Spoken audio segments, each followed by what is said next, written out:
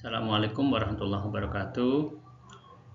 Selamat berjumpa lagi dengan saya Ahmad Mustafa, pengampu pelajaran sejarah kebudayaan Islam di Mantika Bojonegoro.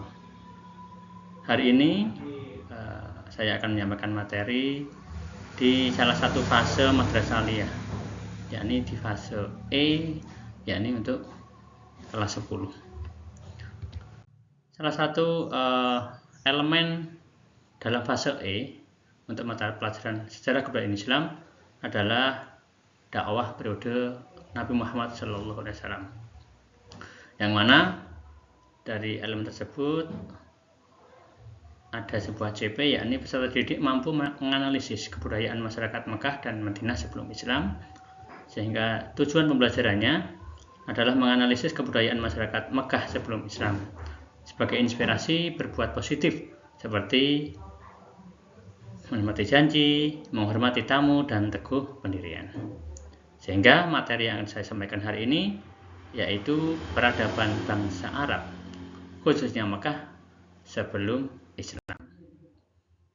Oke, untuk menggambarkan atau lebih dekat dengan apa yang kita bahas nanti, silahkan dilihat peta yang saya tampilkan. Oh iya, betul. Peta tersebut adalah peta Jazirah Arab, yang mana dari peta ini, ya, dari negara Arab ini, negara Arab itu adalah negara di semenanjung Arab ini diapit oleh Laut Merah dan Teluk Arab. Sebelah baratnya itu negara benua Afrika dan jazirahnya Persia sebelah timurnya. Sebagian besar dari wilayah jazirah Arab ini berupa gurun pasir atau lautan pasir. Yang terbesar adalah Rub al-Khali. Selanjutnya, perhatikan dan amati gambar-gambar tersebut. Ada 3 gambar, yakni nanti akan menjelaskan tentang gambaran kegiatan-kegiatan yang dilakukan oleh masyarakat Arab pra-Islam atau sebelum datangnya Islam. Yang pertama, seperti kita ketahui, ya, di situ ada sekelompok masyarakat, sekelompok orang yang menyembah patung atau berhala. Itu merupakan salah satu dari kegiatan bangsa Arab, khususnya Mekah sebelum Islam. Gambar yang kedua, ya, seperti tampak dalam gambar, ya, yakni ini. Yang kedua ini, ya, adalah walaupun di Ka'bah atau Baitullah, namun di sekelilingnya terdapat puluhan bahkan ratusan berhala sebagai tempat pemujaan mereka. Yang ketiga, mereka suka berperang. Sehingga apa? Ketika mereka ada sebuah masalah, maka pemecahan tak lain dan tak bukan adalah dengan berperang. Itu adalah beberapa contoh sesuai dengan ilustrasi gambar yang ada. Selanjutnya, ada toh berhala kekinian, ada. Zaman modern ini yang pertama ada gadget atau handphone, seolah-olah mendewakan berhala, mendewakan gadget ataupun ponsel. Kemanapun tidur bawa handphone, bahkan sholat pun kadang kita bawa handphone. Sehingga apa? Ketika ada panggilan dari Allah berupa adzan, berupa panggilan sholat, kita seolah-olah nanti aja. Berbeda ketika panggilan dari telepon, apalagi panggilan dari orang-orang tersayang. Wah, langsung gercep. Nah, ini salah satu bentuk berhala yang bersifat kekinian. Yang kedua, uang. Benar, uang. Semuanya bisa diselesaikan dengan uang. Sehingga sebagian orang mendewakan uang. Dengan uang apapun bisa dibeli. Tapi maaf, uang tidak bisa membeli kesempatan. Yang ketiga, ya ini berhala kegen itu di situ ada gambar muda-mudi ya yang sedang berduaan, seolah hanya dialah, seolah dunia milik kita berdua. Naudzubillah.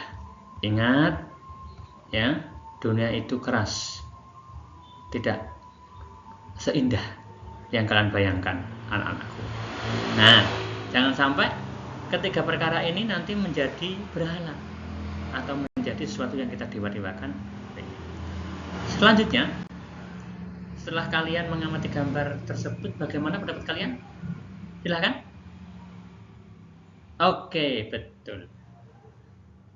Intinya dari gambar-gambar tersebut adalah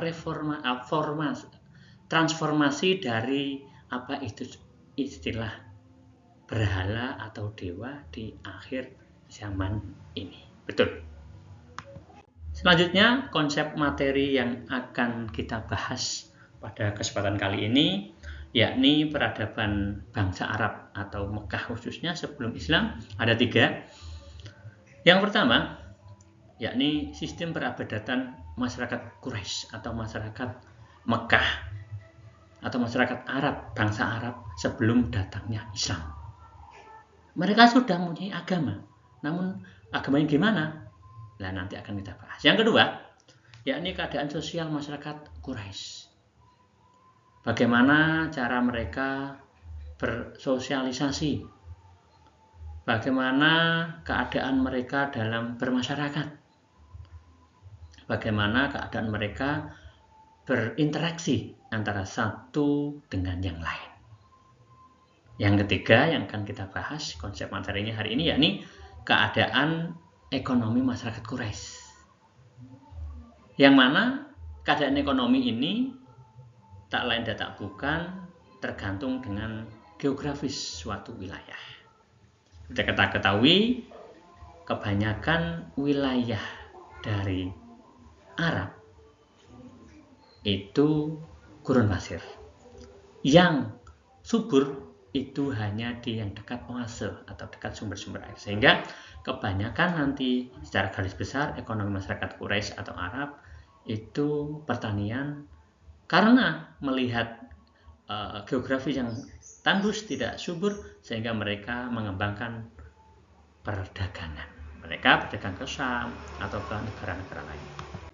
Oke, untuk itu mari kita fokus sebelum masuk ke pembahasan materi. Ada yang tanyakan? Oh ya, Arab atau Mekah itu dulu juga tandus. Kalau yang subur itu di daerah Persia. Kalau sekarang di Iran, di daerah Bizantium atau di Romawi juga subur. Makanya banyak orang yang tidak melirik ke peradaban Arab. Karena apa? Kebanyakan seperti kita ketahui sejarah kayak kerajaan Bizantium atau Indus itu berada di dekat sungai. Karena apa? Air merupakan sumber kehidupan.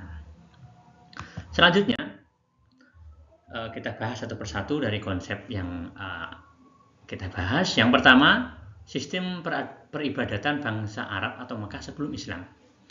Yang pertama, yakni mereka mengikuti dan meyakini ajaran Nabi Ibrahim yang menjadi Khalilullah atau menjadi bapaknya para nabi, dan Nabi Ismail yang disebut dengan agama Hanifiyah, agama Tauhid.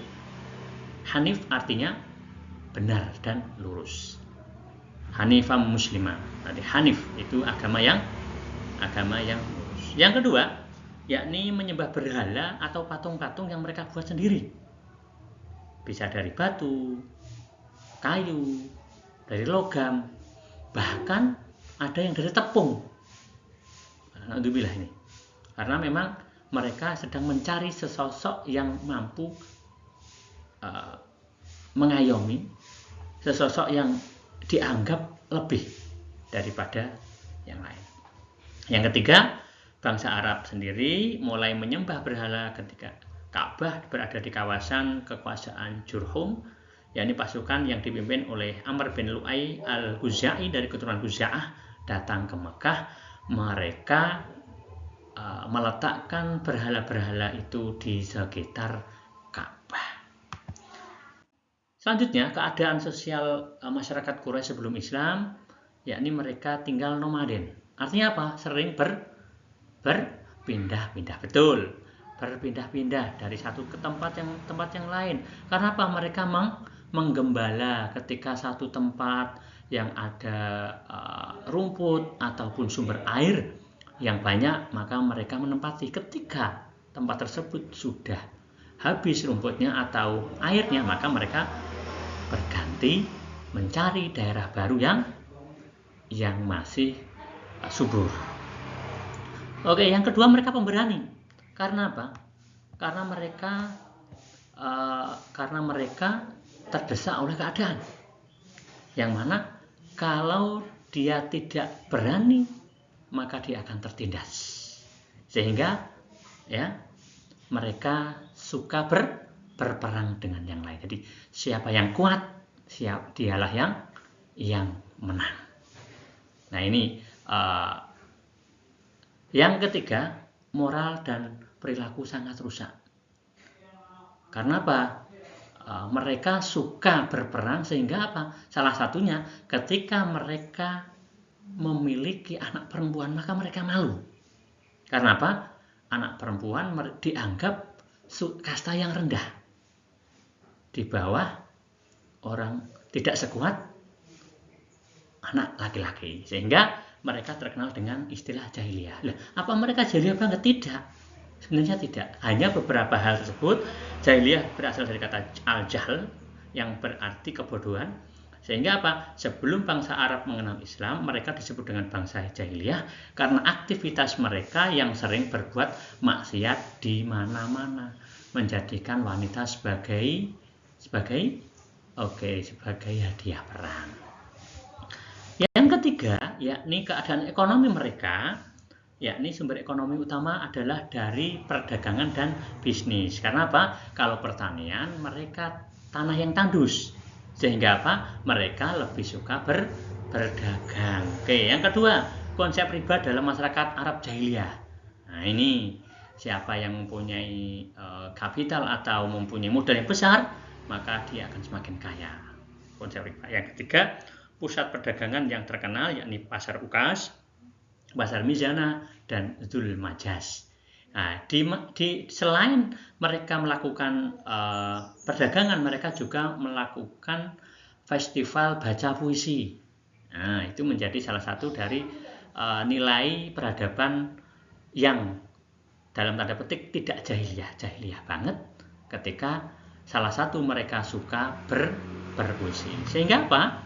Dari situ ibroh atau pembelajaran yang dapat kita ambil dari sejarah Arab pra-Islam, yakni satu, kita harapannya menjauhkan diri dari perbuatan syirik, yakni menyekutukan Allah atau percaya kepada selain Allah. Yang kedua, tidak melanggar norma sosial dan agama, karena intinya kita di sini hidup bersosial, hidup dengan masyarakat yang lain, sehingga kita harus mengikuti norma-norma yang ada. Yang ketiga, giat bekerja.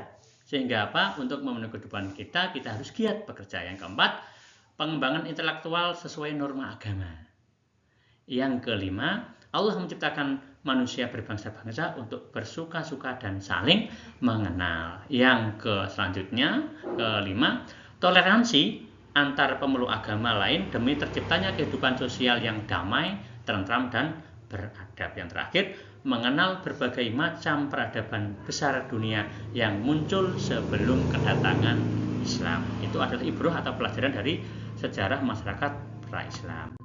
Hingga terima kasih. Semoga pertemuan ini bermanfaat. Ihdinas siratal mustaqim. Terima kasih atas perhatiannya. Wallahu muwaffiq ila aqwamit thoriq. Wassalamualaikum warahmatullahi wabarakatuh.